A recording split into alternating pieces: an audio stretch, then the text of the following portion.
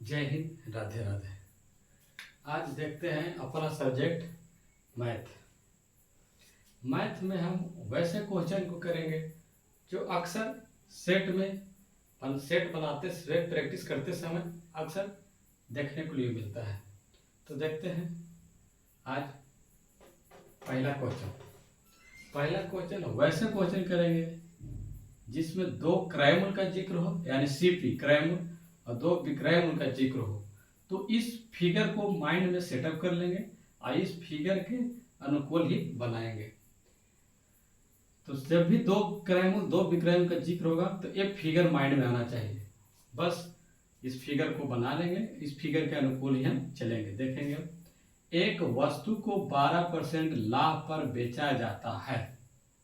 बेचने की बात है।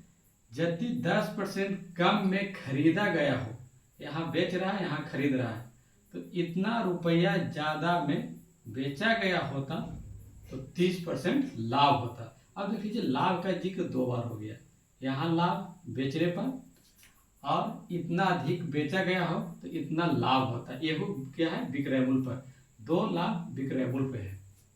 क्रयमूल इतना कम में खरीदा जाता, बस यही गौर करना है। डाटा क्लियर हो गया, बस एक फिगर माइंड में आना चाहिए। तो यहाँ है से इतना कम में खरीदा गया, एक क्रयमूल है, दो विक्रयमूल है और इतना कम या ज्यादा। तो कम या ज्यादा अक्सर डिफरेंस से निकलता है, और लेकिन किसमें डिफरेंस होगा तो विक्रयमूल कहेगा तो विक्रयमूल का, क्रयमूल कहेगा तो क्रयमूल था। दोनों का तुलना उस पर निर्भर करता है कि जो पूछ किस में रहा है। तो देखिए इतना रुपया ज्यादा में बेचा जाता, यानी कि जब भी यहाँ तुलना करना है तो विक्रयमूल में, क्योंकि विक्रयमूल दिया है तो विक्रयमूल से तुलना होता है, क्रयमूल से तुलना होता है। सबसे पहले गणित बनाने में सबसे पहले यही ध्यान देना है कि क्रयमूल से जुटे घटेगा, विक्रयमूल से जुटे घटेगा, परसेंटेज से जुटे घटेगा, नॉर्मल ऐसी रहेगा संख्या तो संख्या से जुटे घटेगा। तो अब चलते हैं। तो सबसे पहले कह रहा है कि 12% लाभ पर बेचा जाए। तो अभी तो पहले पता नहीं है, तो पहले किसी को क्रयमूल पहले मान लेते हैं 100। फर्स्ट में तो ऐसे मान सकते हैं। तो पहला क्रयमूल यानी फर्स्ट सीपी हो गया है। इसके बाद 12% लाभ पर बेचा जाए। 100 रुपया की वस्तु को 12% लाभ पर बेचा जाता है, तो स्वाभाविक है कि 112 रुपया होगा। ठीक, यहाँ से यहाँ आ गए। अब इसके बाद में क्या करें, यदि कम में खरीदा गया होता, तो कम में खरीदा होगा तो मेन तो सिर से ही है, यहीं से हमको चलना है। तो पहले 100 रुपये में खरीदे थे, लेकिन अब कह रहा है कि कम में खरीदा है, तो कम में जा रहा है माइनस, तो इसको आ जाएंगे। तो 100 रुपया का वस्तु को 10% कम में खरीद रहा है, तो जनरली सबके पता होगा 90 रुपया हो गया। अब इसके बाद में क्या कह रहा है, इसको अभी छोड़ते हैं, जो कम ज़्यादा उसको छोड़ते हैं, आगे बढ़ेंगे। फिर बेचा गया होता, तो कह रहा है कि इतना रुपया अधिक में बेचा गया होता तो इतना का लाभ होता है। तो पहले 100 रुपया की वस्तु था तो 112 के लाभ, यदि कम में खरीदता तो कितना का लाभ होता 30% के लाभ। तो इसका 30% निकालेंगे, तो आपको सबके पता होगा 90 का 30% लाभ, तो यानी कि प्लस हो जाएगा, यानी कि 130/100। तो ये 0 से ही 0, इससे ही, अब इससे इसमें क्या करेंगे गुना, तो गुना 13 8 9 17 से 117 रुपया। ये क्या है सीपी, ये क्या है सीपी, ए हो गया एसपी, ए हो गया एसपी। ध्यान यही देना है।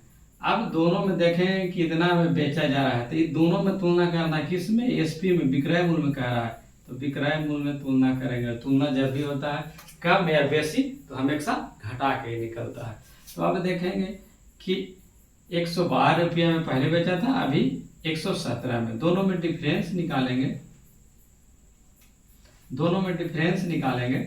तो कितना कहा जा रहा है 5 रुपया का।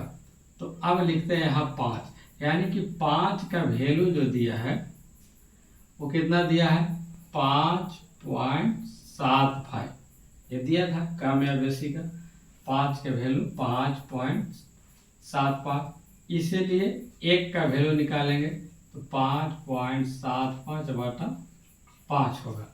और पूछ क्या रहा है, तो वस्तु का क्रय मूल्य, तो जिसको हम माने थे क्रय मूल्य यहाँ है, है, क्योंकि ये कुछ कहा नहीं है कौन सा क्रय मूल्य, जो हम माने थे वही होता है क्रय मूल्य। तो 100 का वैल्यू निकालना है, तो इसीलिए अब निकाल देंगे 100 का। तो 100 का वैल्यू 5.75 बटा 5 गुने 100। तो ई पॉइंट को ख़त्म करेंगे तो ये दोनों कैंसिल हो जाएगा। इसके बाद में बचेगा कितना, तो 575 बटा 5।